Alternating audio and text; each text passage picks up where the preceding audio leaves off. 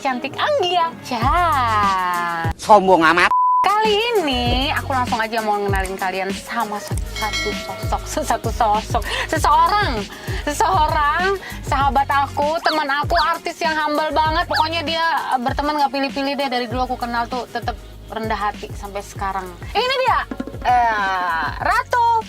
Ratu apa? Settingan. Apa? Bukan, Pak. Artis yang kata penuh drama, pansos. Kalau nggak ada cowok, kata nggak masuk TV. Betul. Gitu ya. Pacaran settingan. Pacaran settingan, hidup settingan. Hidup settingan. Giginya juga settingan, katanya. Enggak lah. Pak, settingan. jadi gini, Pak. Selama pandemi COVID-19, Empok ngapain aja sih? Kan Empok kan udah jarang di TV. Ayo. Udah nggak laku lagi ya, Pak, di TV? Iya, jangan salah. Pertanyaan yang bagus sih. Oke. Selama pandemi ngapain aja? Kekurangan duit intinya. Sama dong. Semua orang pas pandemi pasti kekurangan duit. Tapi saya berusaha.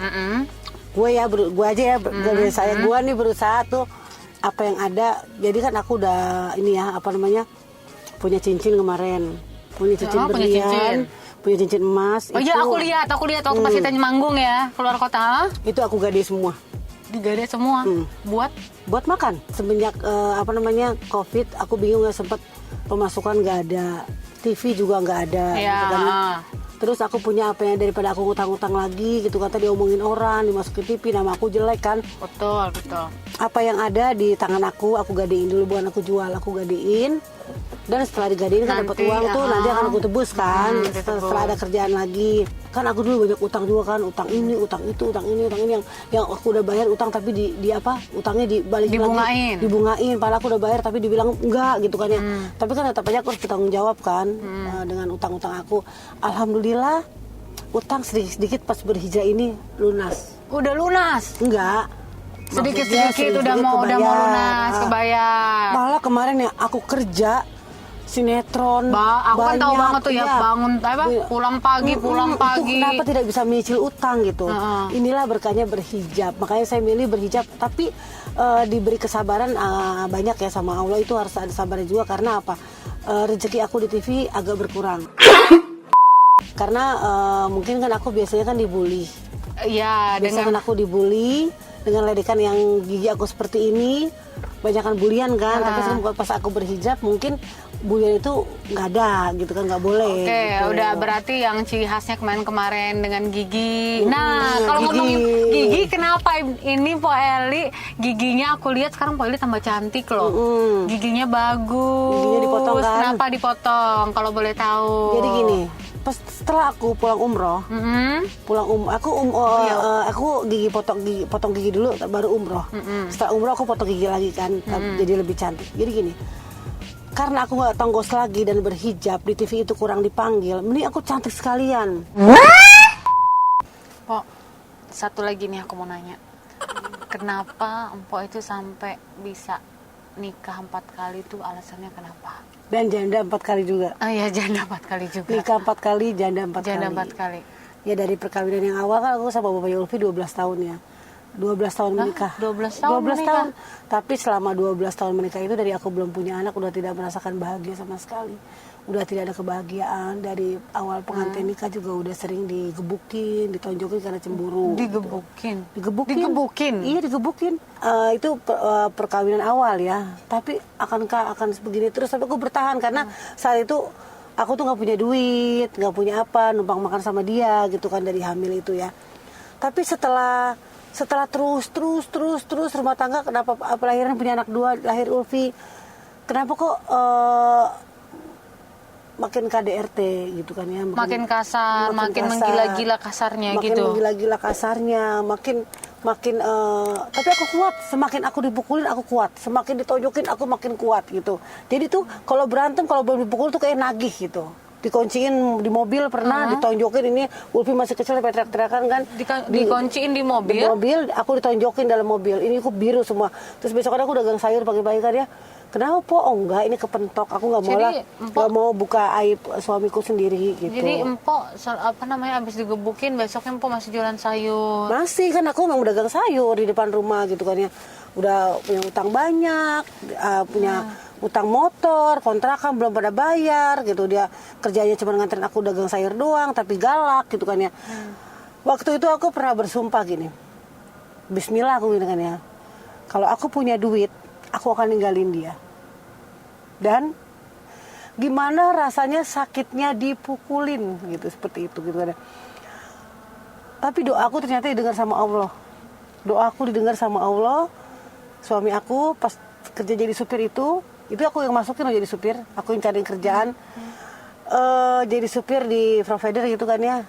Dia ngejemput bosnya jam 5 pagi. Dijegat sama penjahat. Di 3 orang bawa pistol, dimasukin ke mobil dia, ditonjokin, digebukin, diapain aja, kukunya ditarikin, nih nambah cokan, dia masih kuat, dia bertahan demi anak-anaknya, katanya gitu kan. Saya ingat anak-anak saya, kalau saya meninggal bagaimana, karena aku gak ada kerjaan saat itu kan ya. Ya dia saking cintanya sama aku tuh, dia seperti itu gitu kan. Dia lompat dari mobilnya, dia hidup di temuan orang. Aku dikabarin yang apa? Aku nggak nangis nggak apa, saya dulu kabarin. Karena apa? Aku udah kesel. Karena setiap hari kesel setiap hari aku dipukulin, doaku dijabah sama Allah. Nggak tahu deh itu doa apa gimana, tapi dia dipukulin sama orang gitu kan ya. Setelah aku jadi agensi penonton, sering kan keluar. Itulah asal mulanya akhirnya Empok jadi agensi penonton. Hasilnya aku jadi penonton bawa Ulpi masih kecil. Ulpi saat itu masih kecil banget nih, aku bawa-bawa ke studio, aku gendong-gendong. Tapi dia happy, Maman nonton, jadi penonton bayaran kan, jadi penonton bayaran dulu. Cuman dia dikasih 15.000 sama nasi kotak. Pertama 2007 aku jadi figuran di Lenongnya, dibayar 50.000. Aku terima, aku girang banget dapat uang segitu dari TV, masuk TV dibayar, itu girang banget. Dan aku jadi penonton akhirnya yang Lenongnya. Ternyata lama-lama aku lucu, katanya lucu, penontonnya banyak, seneng gitu. Akhirnya aku tetap pegang ke penonton, tetap ngartis juga. Tapi pas aku jadi pemain naik 150.000. Dia naik 100.000, terus naik ya, karena aku lucu, aku bisa, muka aku mungkin dari giginya kali yang tongkos, badan aku kan bagus gitu.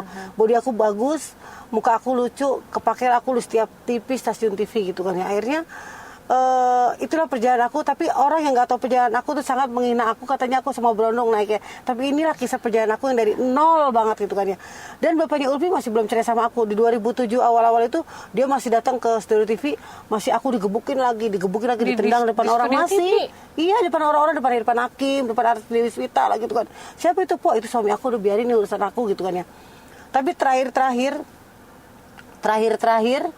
dia datang marah-marah, aku tarik-tarik di depan orang, itu ada Raffi Ahmad, ada ibunya Raffi Ahmad, aku ditonjok, aku ditarik, tapi aku balas tonjok matanya. Buah, aku tonjok matanya dia gitu kan ya. Di situ dia nggak pernah balik lagi nyamperin aku, dan dia bawa Ulfi. Dari situ aku berjuang, jadi dari besarin yoga, besarin Ulfi dari hasil tangan aku sendiri tanpa bantuan siapapun. Kerja dari pagi, ketemu pagi lagi, ngumpulin uang bagi penonton. Aku gak punya duit, akhirnya aku ketemu teman untuk diutangin untuk jadi agensi penonton. Aku juga salah satu artis, terima kasih sama Bedu yang udah nolong aku. Waktu itu dia ngutangin aku duit 1,5 juta untuk bayar penonton. Aku gak punya modal kan sama sekali, aku tupir, gak punya modal, ditolongin sama Bedu. Makasih Bedu. Kata Bedu 1 minggu dipulangin ya, 1 minggu aku pulangin. Hanya artis Bedu dan Ria Irawan yang bantu aku lagi tuh untuk modalin. 2015 aku udah jadi janda lagi tuh. 2015 aku jadi janda, udah pernikahanku yang gagal sama Bagus. Aku nikah sama Bagus kan, ternyata Bagus itu bukan laki-laki sejati, menyukai sesama jenis juga. Itu perjalanan berapa lama? Itu nikah 6 bulan. Udah nikah sama itu 6 bulan, aku cerai. Aku menikah ketemu Aldo Rossi yang sangat aku cintain, yang badannya gede, yang ganteng, bahagia. Aku sama Aldo pernikahan setahun, tapi aku dijadiin istri ketiga. Sedih lagi di situ. Aku ngejanda lagi 2013 sampai 2015 aku ketemu Ferry. Tapi di saat ketemu Ferry, belum menikah sama Ferry, ada kejadian yang menyedihkan aku.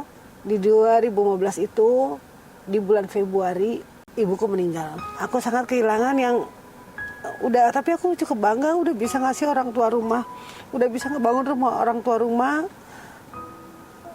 Ibuku meninggal di 2015, ya kayak kehilangan kendali lah, orang tua nggak ada gitu kan ya.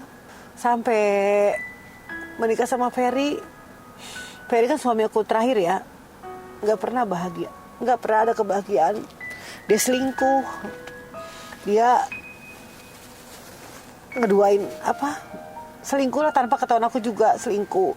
Dan perceraian 2017 sampai sekarang aku masih jadi janda, tidak menikah lagi. Setelah aku berhijab, mulailah kehidupan baru lagi timbul, ketemu cowok lagi, dan akhirnya putus lagi. Jodoh mau rezeki Allah yang udah ngatur. Sampai saat ini aku masih sendiri, alhamdulillah. Dengan rezeki, sebenarnya gigi aku rezeki aku ya, tonggos aku tuh rezeki aku dari Allah gitu. Aku berani memotong gigi aku demi kecantikan aku, demi rezeki aku hilang. Aku percaya pasti Allah ngasih rezeki aku, pasti Allah ngasih rezeki aku dengan gigiku dipotong. Aku percaya gitu kan ya. Alhamdulillah setelah aku berhijab, rezeki endorse ada. Apa yang udah Allah kasih, makanya ini coba orang berhijab sampai orang kangen sama saya di TV, kapan Po Eli di TV gitu kan ya. Udah, aku sabar aja. Aku pasti berpikir namaku nggak bakal turun lah. Eli Sugigi tetaplah Eli Sugigi walaupun Eli giginya udah nggak tongkos lagi. Gitu. Terus berarti sedikit banyak Adit ini yang menyadarkan Po gitu ya, lo sebelum sayang sama orang lain harus sayang sama diri lo sendiri. Nah itu gitu, yang aku cantik diri sendiri. Iya gitu kan. Aku kan naik jadi artis dari perjuangan aku sendiri. Orang dari cuma ngelihatnya settingan atau yang sekarang ya, pas ada yang Instagram sekarang aja kan, pas ada Instagram 2015 kan. Dulu mana ada Instagram. Iya. Perjuangan aku mana pernah diliput yang aku dari tukang sayur jadi pembantu, jadi ini, jadi digebukin. Iya, digebukin. Lagi hamil digebukin. Makanya Allah selalu ngasih seumur aku sekarang 48 ini aku masih sehat, masih kuat. Alhamdulillah. Amin. Tapi sekarang aku sebenarnya aku tuh ingin bahagia seperti orang lain yang punya suami disayang, punya teman curhat, tidur tidak sendirian. Tapi hampir 4 tahun ini aku tidur sendiri, hanya curhat sama Allah aja. Kapan Allah ngasih aku jodoh yang benar-benar baik, benar-benar tulus, benar-benar bisa menuntun aku ke jalan yang benar. Ngeliat aku tuh lihat inilah diri aku Eli Sugigi, ada apanya lewat Eli Sugigi menumpang tenar. Enggak, makanya aku sekarang udah nggak mau settingan, udah nggak mau main drama cowok lagi. Kalau cowok mendeketin aku sekarang menikah, itu aku harus menikah. Aku bahagia, aku mau menikah, aku mau hidup seperti normal seperti orang lain ya. Siapa sih nggak pengen hidup bahagia? Jadi Po Eli kalau ngelihat orang di jalanan gitu ya, aku suka iri. Sedih. Kapan aku bisa malah bergaul sama orang? Kapan aku bahagia sama orang? Sehina apakah diriku? Sejelek apa sih aku? Terus harapan Po Eli ke depannya dengan semua luka yang Po Eli dapatkan apa Po Eli? Harapan aku ya itu ke depannya semoga Allah ngasih jodoh aku. Mau itu berondong atau apapun. Kalau emang nggak berondong banget sih, nggak 20 tahun gak ya. Misalkan dia umur 35-40 tapi dia mau sama aku, harus menikah. Menikahlah denganku. Hai laki-laki yang mau sama aku, menikahlah denganku. Insya Allah aku bisa juga bahagia sama dia. Itu aja sih. Itu dia. Itu nangis. Oke. Jadi baru sedikit curhatan aku. Masih banyak ini jadi jangan meng-underestimate orang dulu sebelum tahu yang sebenarnya. Itu sih poin pembicaraan kita hari ini, pembicaraan Anggia sama Po Eli, karena yang kalian lihat itu tidak selalu sama dengan kenyataan aslinya seperti kenyataan apa. Hidup. Kenyataan hidup yang aku alami sebenarnya itu seperti apa. Kalian kan belum tahu gimana kenyataan hidup aku yang susah. Orang nggak tahu seneng. Iya, karena Po Eli tidak pernah menunjukkan ngeluhnya gitu ya. Janganlah pernah mengeluh. Kalau emang nggak punya duit, aku suka pinjam sama orang, pinjam. Aku minta maaf Po. Ini pertanyaannya pertanyaan pribadi. Ini dia tadi sih aku pengen ngomong, pengen nanya. Kenapa Mpok kok nggak milih lelaki yang seumuran sama Mpok? Kenapa Mpok memilihnya yang lebih muda dari Mpok itu? Ataukah karena trauma yang barusan tadi Mpok cerita? Iya, jujur iya, trauma. Jadi benar-benar trauma itu mendalam sekali. Mendalam ya? Karena kan bapaknya Ulfi umurnya sama aku nggak jauh, beda 3 tahun doang. Jadi aku takut sama yang lebih tua itu, aku takut digebukin lagi, takut diperintah, takut disuruh-suruh. Karena gini, karena aku udah bisa mencari uang sendiri kan. Kalau aku diatur-atur itu sama pasti lebih tua kan ngatur kan, betul, gitu. Betul.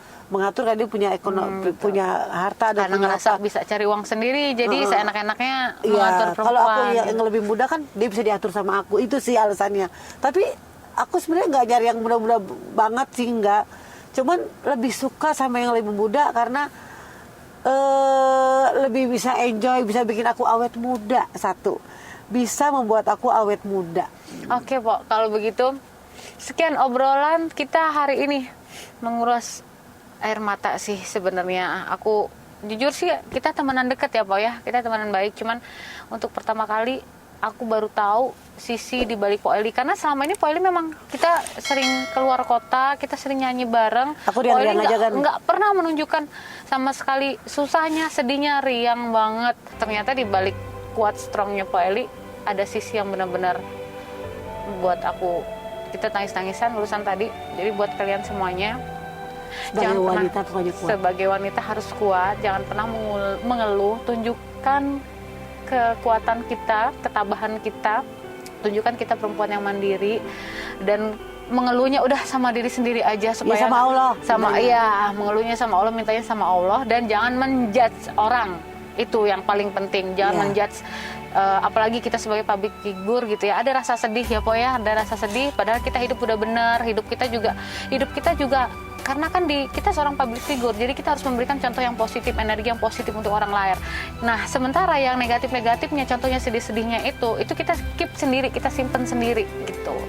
Nah, mudah-mudahan kedepannya berdoa sama Allah, mudah-mudahan kedepannya karir kita bagus, rezeki bagus, iya.